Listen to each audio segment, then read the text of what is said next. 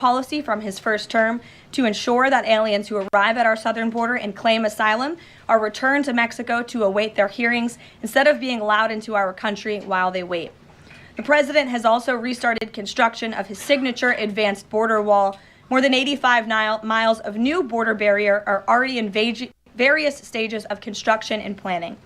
And Border Patrol, in collaboration with the Department of Defense and the great state of Texas, have deployed 75 additional miles of temporary barriers across the southern border. The Trump administration, as you know, has also ended the disastrous CBP-1 app, which Joe Biden exploited to facilitate the migration of nearly 1 million illegal aliens into the country. The Department of Homeland Security has relaunched this as the CBP Home app to provide illegal aliens in the U.S. a straightforward way to declare their intent to voluntarily depart. For years, Joe Biden's weakness in open border policies allowed vicious cartels to functionally control, through a campaign of terror, rape, and brutal force, nearly all illegal traffic across the southern border. President Trump has put a stop to this in record time. He designated these heinous cartels as foreign terrorist organizations and invoked the Alien Enemies Act to immediately apprehend, detain, and remove these massive threats who have flooded our country with deadly drugs, violent criminals, and vicious gangs. The Trump administration is working 24/7 to successfully arrest and deport these illegal criminals and foreign terrorists from our communities. We are in the beginning stages of carrying out the largest deportation campaign in American history. Over this past weekend, it was announced that through Operation Tidal Wave, a joint effort between ICE Miami and Florida law enforcement agencies, nearly 800 illegal aliens were arrested during the first 4 days alone. Among those arrested were a Colombian murderer, alleged MS-13 and 18th Street gang members, and a Russian with a red notice for manslaughter. And on the other side of the country, in the early Sunday morning hours, DOJ and DHS together launched a joint raid of an illegal alien underground nightclub used by Tren de Aragua in Colorado Springs, Colorado. DHS took more than 100 illegal aliens into custody, and many drugs and weapons were also seized. Operation Tidal Wave is a preview of what is to come around this country. Large-scale operations that employ our state and local enforcement partners to get criminal illegal aliens off our streets. As always, President Trump and our entire administration are grateful for the courageous law enforcement officers who are putting their lives on the line every single day to protect their fellow Americans and to keep our country safe. After 4 years of being vilified and hamstrung by the Biden administration, heroic ICE and CBP officers finally have a president who has their backs and is allowing them to do the jobs they signed up to do. There's no person who can attest to that more than our incredible border czar here at the White House, Tom Homan, who has dedicated his professional career to protecting our country and enforcing the law. I will let Tom deliver some short remarks, and then we'll open it up for questions today. Thanks for being here, Tom. Thank you. Just a few things. Look, I started in the Border Patrol in 1984. I've been at this for over 40 years. I worked for 6 presidents, starting with Ronald Reagan. Every president ever worked for took border security seriously, because you can't have national security if you don't have strong border security. We got to know who's coming in, what's coming in, where's coming in, why it's coming in, right? Even President Obama and President Clinton took some steps to secure the border because they understood national security was important. Joe Biden was the first president in the history of this nation who came in office and unsecured a border on purpose. That's just a fact. We handed the Biden administration, after President Trump's first administration, we handed the Biden administration the most secure border in my lifetime, and he unsecured it on purpose. Now President Trump and this administration here, the success is unprecedented. We beat Trump's first administration on border success. Border numbers are historic low. Today, as I'm standing here, we have the most secure border in the history of this nation, and the numbers prove it. President Trump's policies are saving lives every day. There's been studies done that says 31% of women that make that journey through use of cartels get sexually assaulted. When President Trump has illegal immigration down 96%, when 96% less people are coming, how many women aren't being sexually assaulted by the cartels? How many children aren't dying making that journey? How many women and children aren't being sex trafficked into this nation? How many known suspected terrorists aren't making it into this country? How many pounds of fentanyl isn't getting into this country to kill young Americans? How many women and children aren't sex trafficked? Under Joe Biden, sex trafficking is up 600%. We had 4,000 aliens dying making that journey. We had 250,000 Americans dead from fentanyl that came across an open border. President Trump's policy saves lives every day. Even the border wall saves lives. The people want to hate on the border wall. Every place a border barrier has been built, illegal migration's declined, illegal drug flows declined. But you know what no one talks about? The border wall saves lives. Because the most vulnerable, the women and children, can't get over that wall, which means they're going to a place where there's not a wall. And what's waiting on them? The men and women of the United States Border Patrol who will take care of those humanitarian needs, the health needs right off the bat. We just went over the numbers. Let me talk about a few numbers that are important to me. Under the Biden administration, we averaged over 11,000 many days, over 12,000, even some days 15,000 illegal entrants in the United States. 15,000. You know what the number was the last 24 hours? 178. 15,000 to 178. Unprecedented success. On an average day in the Biden administration, known gotaways. People we knew crossed the border because they're on video, drone traffic, or sensor traffic. Crossed the border, weren't apprehended, weren't fingerprinted, weren't vetted. Average day under Joe Biden, more than 1,800 gotaways. Yesterday, 38. 38 too many? We'll get that to 0. But we went from 1,800 to 38. And finally, that was said earlier, under the first 100 days, or it was actually January 20th to April 1st, last year, 184,000 illegal aliens were released into the United States. Under this administration, 9. 4 of them were material witnesses in a criminal investigation. We need them here to testify in a serious criminal trial. 4 was extreme medical condition. We couldn't return them because they were in such bad shape. And 1 was a humanitarian issue. This is unprecedented success. The border secure. President Trump saving lives. President Trump has proven no one does this better than President Trump. There is no equal, it's not even close. So God bless the men and women of the Border Patrol.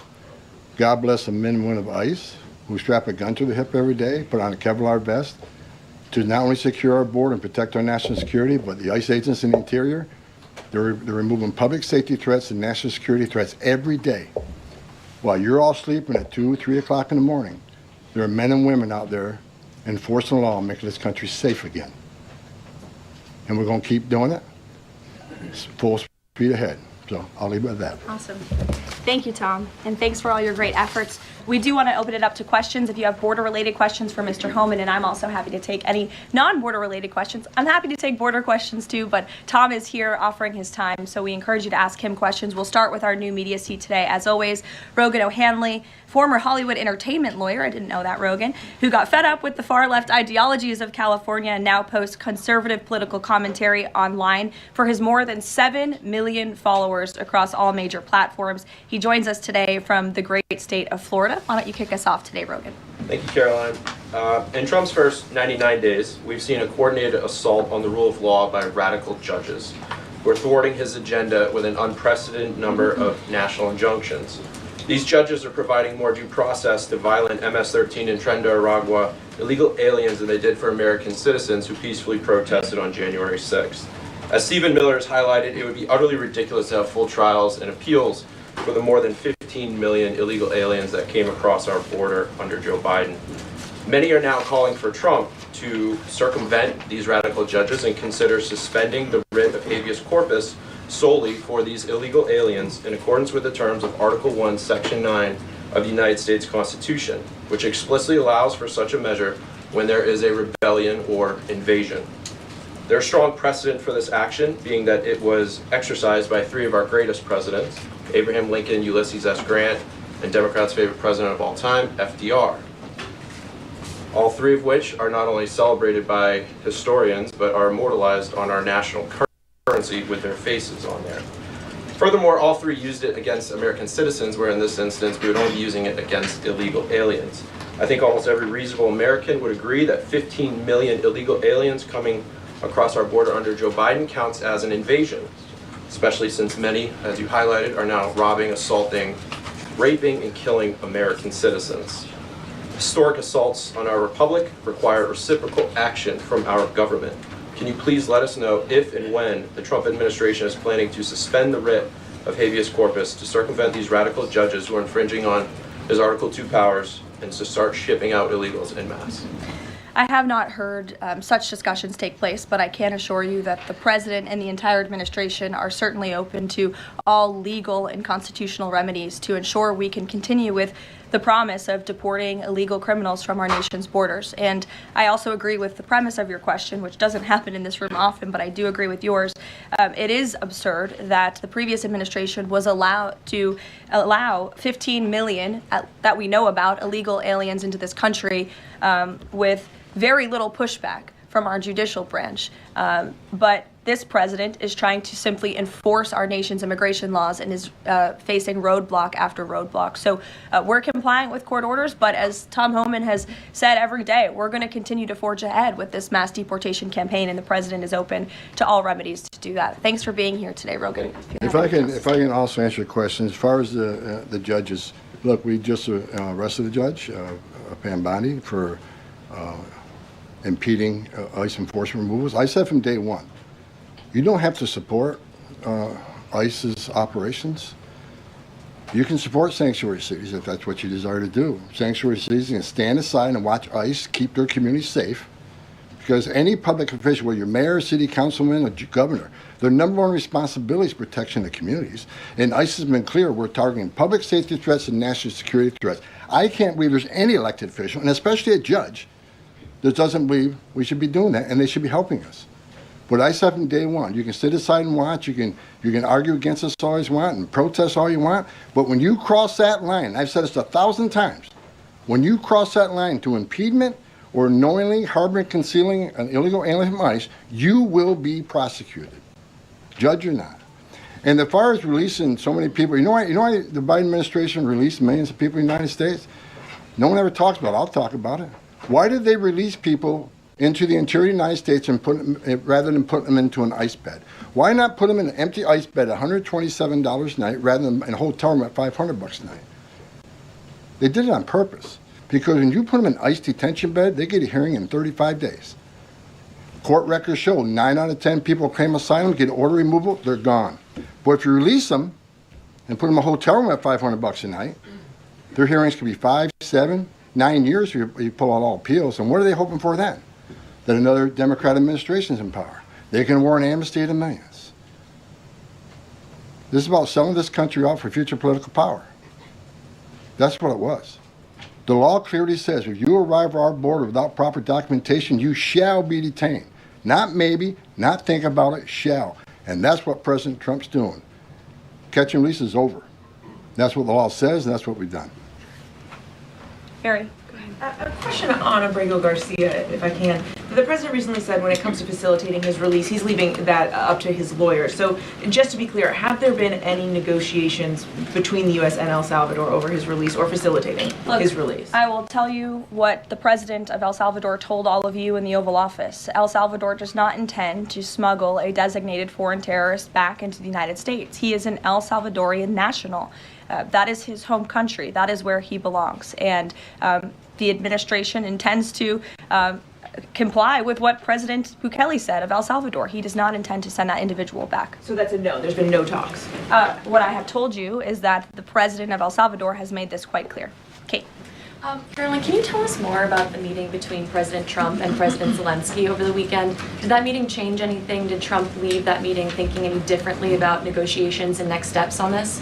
Look, the president talked about this after the meeting himself yesterday when he took questions from reporters on Air Force One.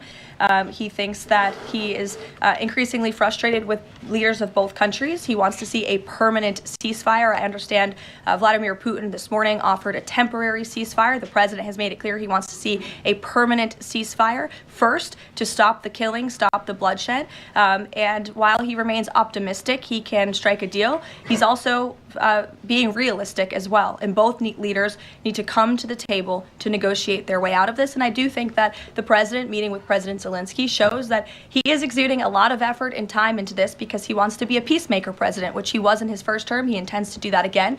And this is an incredibly difficult situation and conflict that President Trump inherited from President Biden, who allowed this war to start in the first place, but he's focused on solving this problem. Does anyone have border questions? Sure. Okay. Thank you, Caroline. If border crossings are at a record low, why should it still be considered an emergency?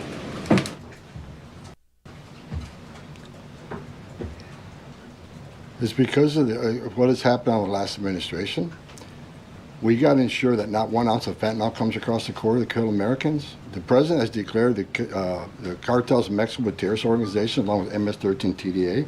They've killed more Americans than every terrorist organization in the world combined.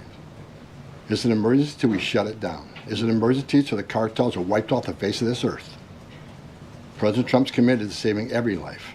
Now, I just mentioned gotaways, 38 yesterday. Who are the gotaways? Where do they come from?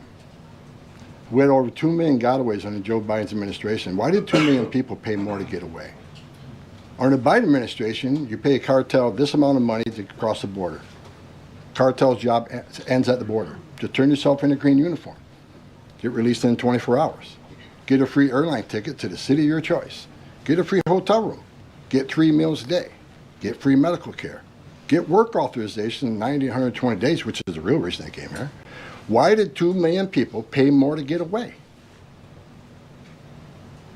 Because they didn't want to be vetted. They didn't want to be fingerprinted. We've arrested over 400 people on the terrorist watch list coming across the southern border in 4 years. How many of the 2 million came? How many of the 2 million came from countries sponsoring terror? If you think it's zero, then you're ignorant. This is the biggest national security failure this country's ever seen. This is the border emergency until we end it, end all of it. We're making good strides. But right now, it's still an emergency until we shut it down. Go ahead. This is a question for Mr. Homan.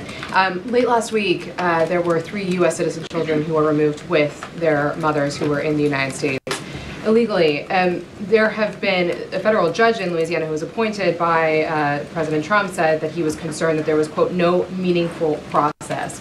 Are you concerned that due process, at least for the U.S. citizen children, is being flouted and that the speed at which the enforcement is being done could lead to errors, as was the case in the Kilmar-Abreu-Garcia case? And then also if you could give an update on the deportation numbers under this administration and whether you're pleased with them. First of all, I don't accept the term error in Abreu-Garcia. There was an oversight. There's a withholding order. But things have changed. The facts around the withholding order has changed. He is now a terrorist. We're seeing the withholding order set aside. And the gang he was fearing from being removed to El Salvador no longer exists. So the facts around that case are totally different. I'll let the lawyers litigate that. But as far as the 3 USC kids, I'd said from day one that if you enter this country legally, it's a crime. If you remain in this country legally and you ignore a judge's order about deporting, if you choose to have a U.S. citizen child, knowing you're in this country legally, you put yourself in that position. You put your family in that position. What we did is remove children with their mothers who requested the children depart with them. This was a parental decision. Parenting 101.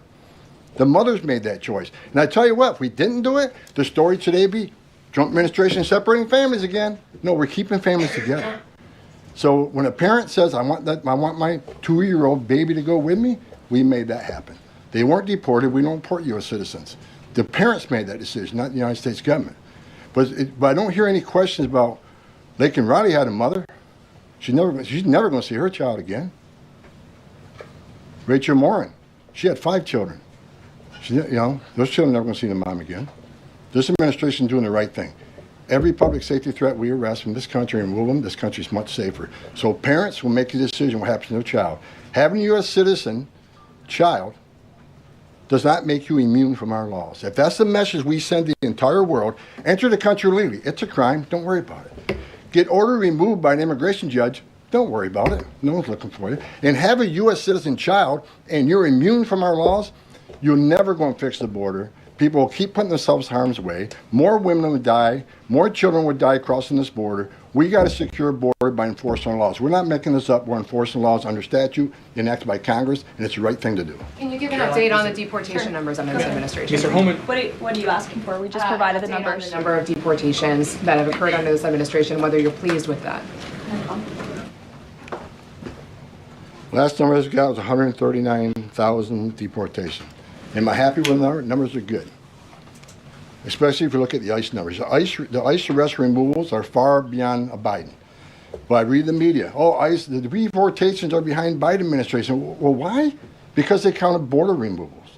We don't have 10.5 million people crossing the border. We don't have border removals. So Joe Biden could have deported 5% of his encounters, and numbers will still be higher than us on the border removals because we have a secure border, the most secure border in the history of this nation. Compare apples to apples, ICE arrests and deportations are far more than Joe Biden. That's right. Caroline. Sure, go ahead. Mr. Homan, talking about the border wall, can you give us an update as far as how many miles are being built today? And is Mexico paying for it, as the president said they were going to? Well, first of all, I'll answer that question because I already answered it in my opening remarks. To date, since January 1st, there's been more than 85 miles of new border wall construction in various stages of that construction and planning.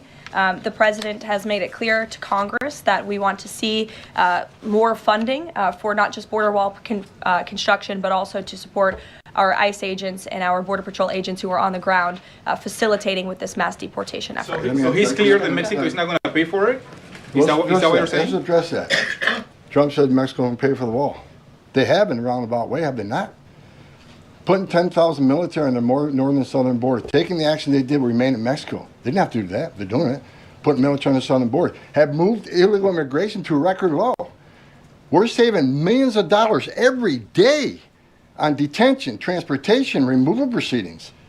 We've more than made up for the cost of that wall because of the actions of Mexico. So is Mexico helping build that wall? Yeah, because we're saving so much money, millions of dollars a day, that we can afford to build that wall. So actually, yes, they're helping to build the wall. John Milford. Thanks a lot, Caroline. Mr. Holman, a question for you. You're the border czar. Can you give an estimate as to how many individuals are in the United States illegally? That's number one, and I'm sure you're very familiar with that number, an estimate. And the second question is, I have a list that the White House put out of individuals, 100 ICE arrests since the beginning of the president's term, and the people are arrested for various very serious crimes. First-degree murder, convicted of rape, convicted of murder and aggravated burglary, sexual assault of a child. How many of the individuals that are in the United States illegally are people like this, really bad people? Well, first of all, how many illegal aliens I think in the United States? At least 20 million. Here's where'd you come up with that number? We've been speaking about 12 million for 20 years. We know we got 10.5 that we know of came to the border. How many don't we know of? I talked about known gotaways at 2 million. How many unknown gotaways we have? Like between the Big Bend sector in Texas where there's no technology, how many 1,000 people did get across through there? We wouldn't know. We would know now. But, you know, so I would venture over 20 million. But your question is, last count, last I looked, there was about 700,000 illegal aliens with criminal charges walking the streets of this country. 700,000. And that's what we're looking for now. That's what we're prioritizing. Them and national security threats. We'll go to the back row. Thanks, Caroline. Yes. For Mr. Holman, I'm Taylor with Spectrum News. We have a station up in Rochester, New York. It was reported you're visiting there tomorrow. Can you talk a bit about the purpose of your trip? I know the Trump administration is suing the city over its sanctuary city policies, how the executive order Caroline alluded to ties into it, and what your message is for communities and community leaders who say, we're able to establish our own rules here. We're worried about this input from the federal level. Can you talk a bit about that? Well, same thing I talked about earlier. I don't think any elected mayor, any elected governor should want public safety threats, those illegally in the United States, public safety threats, walking through the community. And what happened in Rochester, HSI agent called for emergency assistance. Officers of Rochester PD responded to a call from emergency assistance from a federal law enforcement officer. They responded. Then they got disciplined. I don't think anybody can come up with one instance where an ICE agent or Border Patrol agent didn't respond to an emergency call from assistance from any law enforcement agency. Cops need to help cops, especially in an emergency situation. But they got disciplined. And I met those officers down in Nashville soon after that. I think it was a couple of days after it. And I told them I stand with them. They did the right thing. law enforcement responding to emergency assistance from law enforcement. So I'm going up there to support the men and women of law enforcement, the men and women who carry that badge and gun every day. They're working the streets at 2 a.m. while we're all sleeping. I'm going to give my support, and they just announced a lawsuit, and that's one of many. Sanctuary City is going to be sued on this administration for flouting immigration law. I mean, the law is clear, and they're violating it, and this administration is going to take actions. I'm going up there to show my support of men and women of law enforcement. I started as a cop, and the community. I'm showing support for them, because the community wants their police officers to be officers too. The communities don't want public safety threats walking around their communities either, and that's what it's all about, and that's why I'm going. Caroline. Sure. Thanks, Caroline. Mr. Homan, how close are you to housing migrants at U.S. DoD facilities like Fort Bliss in Texas? Well, we're already housing at Guantanamo. Fort Bliss is being ramped up, so in the very near future. I don't have a timetable because things need to be done, construction needs to be done. We're making sure the facilities are ready to accept. We're making sure the facilities are able to care for the people. They're going to be detained, so I don't know the timeline right now. It changes every day because of various issues, but we're working on it. Are you intending to hold families there, including families with American citizen children? Family residential centers are for families. They're not jails, they're open-air campers built for families, which means they have child psychologists, they have pediatricians. And why family residential centers? Because we want to make sure that child is with a parent. Unlike the last administration who stopped DNA testing, who many investigations of children being smuggled in the country with some that wasn't related to them claiming to be a parent. So we're going to make sure children are with parents. We're going to make sure that's actually a family and that child ain't being trafficked. That's the main reason. Regarding the executive order on sanctuary cities, is the administration planning to pursue any more investigations or prosecutions like was done against the judge in Wisconsin, against local officials? Well, we'd have to defer you to the Department of Justice, obviously, for specific prosecutions or cases against individuals. But as I said in my remarks, the executive order the President will sign later this afternoon does direct the Attorney General and also Kristi Noem, our great Secretary of Homeland Security, to provide a list of sanctuary cities in which local officials are not complying with this federal order and are not complying with federal immigration laws. It's quite simple. Obey the law, respect the law, and don't obstruct federal immigration officials and law enforcement officials when they are simply trying to remove public safety threats from our nation's communities. The American public don't want illegal alien criminals in their communities. They made that quite clear on November 5th, and this administration is determined to enforce our nation's immigration laws, and we're happy to provide the text of that executive order, and as I said, the President will be signing it later this afternoon. Sure. Excuse me. I want to talk about farm workers. The President said earlier this month that there could be leniency for some undocumented farm workers. I'm wondering, where do things stand with that? And I'm also wondering, does that at all undermine his message on immigration, that it's okay for some undocumented people to be in the U.S., but maybe not others? So the President was referring to our H-1B and H-1A visa programs, and there have been no final decisions on that at all. But the President, I think, what he was intended to speak about, what he was speaking about, is ensuring that we have a clean, legal immigration system that is being respected and obeyed. And the mass amount of illegal immigration that we've seen over the past 4 years in our country completely undermines our legal immigration system, those seeking citizenship, but also those coming here on a visa to legally and lawfully work. And the President wants to make sure that those programs are respected. Reagan. Thanks, Caroline. My question is for Tom. Tom Reagan-Reese with the Daily Caller. Over the weekend, ICE arrested 2 illegal immigrants for allegedly stealing Secretary Noem's purse over the weekend. What can you tell us about these individuals' immigration history as well as their criminal history? I don't have the criminal history, but I know the one that stole the purse is supposedly in the country illegally. But, pick the wrong person to steal first from. I mean, Secretary Noem's a strong secretary. I know I've been talking about the success of men and women of the Border Patrol and ICE, but under her strong leadership, she's a game changer. So I'm happy to work with her, despite the media I've read that me and Kristi Noem have differences. Me and Kristi Noem are attached at the hip. There's no daylight between us. We're both going to push the President's agenda. She's a strong secretary, and I'm glad she's in here, and I'm glad. But again, that illegal alien, pick the wrong person to steal purse from. I'm telling you. Mary Margaret, go ahead. Thank you, Caroline. I have two questions, one for Mr. Homan, one for you on the White House Correspondents' Dinner. I'd like to start with you, though, Tom Homan. This list has a very high number of sexual assaults on a child. Can you comment on that and why there's so many crimes against children committed by illegals in this country? I don't know why. It's sick. It's the worst crime in the world is when you sexually assault a child. I mean, the most innocent of us all. But that's why I made a statement that one time I was going to go to Boston, bring hell with me, and the media went crazy. Tom Homan says he's going to go to Boston, bring hell with him. I was going to bring hell to illegal aliens that rape children. There's not more heinous crime, and as you can see, the amount of child rapists we've arrested under this administration, that could have been arrested under the Biden administration. They were out there. They had their final orders. They were out there, but they didn't go look for them. They were too busy releasing millions of illegal aliens in this country. And the numbers prove it. The removal numbers of criminals was the lowest. ICE had the lowest number of removals in the history of ICE under Joe. At the same time, you had historic illegal immigration on the border. ICE had the lowest numbers in the history of the agency. That shows the difference between the two administrations. We're looking for every one of them. People want to know, okay, when am I going to retire for the third time? I'll retire when every public safety threat, national security threat, child rape is eradicated from this country. That's when I'll rest. Thank you so much. And then Caroline, really quick. Alex Thompson said at the White House Correspondents' Dinner, and I'm going to read his quote, "President Biden's decline and its cover-up by the people around him is a reminder that every White House, regardless of the party, is capable of deception.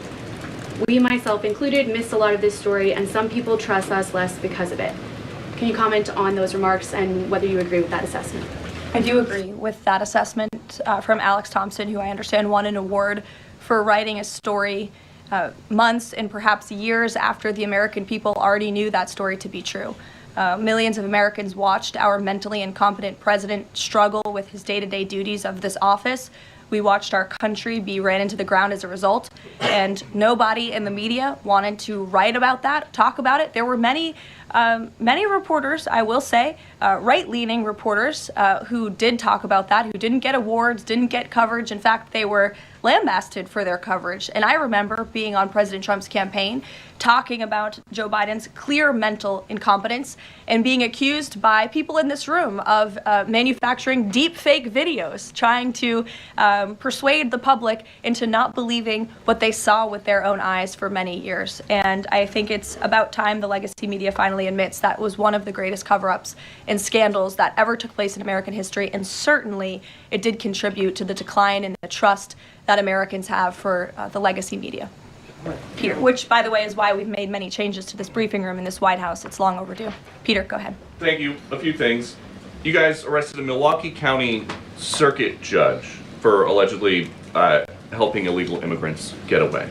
As you guys look at other judges, would you ever arrest somebody higher up on the judicial food chain, like a federal judge or even a Supreme Court justice? Well, that's a hypothetical question. Again, I defer you to the Department of Justice for individuals that they are looking at or individual cases. But let's be clear about what this judge did. She obstructed federal law enforcement who were looking for an illegal alien in her courthouse. She showed that illegal alien the door to evade law enforcement officials. That is a clear-cut case of obstruction. You don't have to be a lawyer to understand that. And so anyone who is breaking the law or obstructing federal law enforcement officials from doing their jobs is putting themselves at risk of being prosecuted, absolutely. You guys have at least 18 written trade proposals. We still don't know who they are from or what they contain. What is the holdup with that?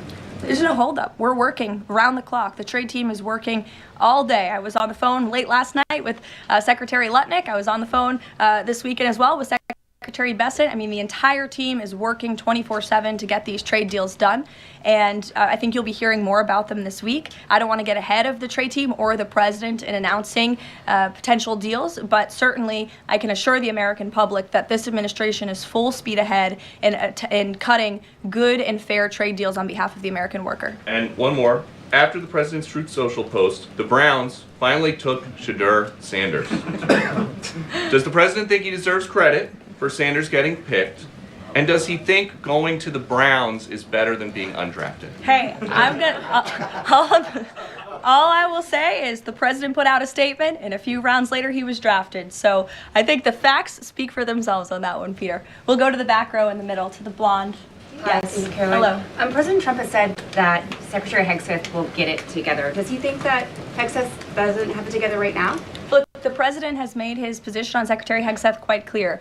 He absolutely has confidence in the secretary's ability to lead the Pentagon. It's why he nominated him for this position. It's why the Senate voted to confirm him in this position. And look at the success that DOD has had thus far. Their successful operation against the Houthi terrorists in the Middle East. You look at the recruitment and retention levels for all branches of our armed forces are on the incline, which is exactly what this president intended to do. Secretary Hegseth has completely wiped out DEI from the Pentagon as well. And so he's going to remain focused on standing up for our war fighters, on implementing President Trump's peace through strength foreign policy agenda abroad, and the president supports him in his role. Sure. Many are wondering how these 10 or 20 million people are working. Is there some efforts to clamp down on employment because they're working somewhere to keep staying here? The number of worksite enforcement actions have tripled this year, and it's going to triple again. Because in sanctuary jurisdictions especially, if we can't arrest a bad guy in the safety and security of a county jail, and they're going to release them into community, that means we go into the community. If we can't arrest them in the community, we'll arrest them at their work site. We got to do what we got to do to arrest public safety threats. There's no sanctuary for public safety threats in this country, so worksite enforcement is going to increase even more than it already has. And another reason for worksite, the last administration stopped worksites.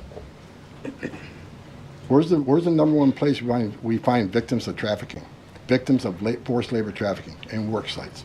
So not only are we going to enforce the law on work sites, we're going to save victims of trafficking. That's another reason we've increased worksite enforcement. Awesome. Well, go ahead, Brian. Sure. We'll take one more question. This is for Mr. Holman. We all walk by these heinous yard signs that are along Pebble Beach. What is some of the feedback that your ICE agents are getting in the field from the community as they remove these individuals from their families, their neighborhood, their schools, or all the places in their community? What's been the reaction that your ICE agents have gotten from the people who live amongst these individuals? The morale of ICE and Border Patrol is at all-time high because they're getting to uphold the oath they took, and they're enforcing the law. Border Patrol and the Biden administration, I met with hundreds of them. They felt like Uber drivers and tourist agents. These men and women joined the ranks of ICE and Border Patrol to enforce the law, make the community safer, and protect national security. I hear it all the time. There's a lot of people in this country who don't like me. I don't care. But when I walk through an airport, I have many people walking up to me and thank me for what I'm doing, and I'm not taking credit for anything. The success of the border and immigration enforcement is President Trump and the men and women wearing that uniform. God bless each and every one of them. But I take a pleasure in seeing it because in 40 years of doing this job, people always want to say, why are you so emotional when you testify? Why are you so emotional on network? Because if they wore my shoes for 40 years, they'd understand why I'm emotional. I've talked to little girls as young as 9 years old that were raped multiple times by the cartel members. And when you get to your knees and you talk to that little girl and everything innocent and pure has been ripped from her, when you listen to the Laken Riley, 17 minutes, that young lady fighting for her life, don't just think, okay, a young woman died. Think of how she died, the terror that she went through, and these children that are sexually assaulted.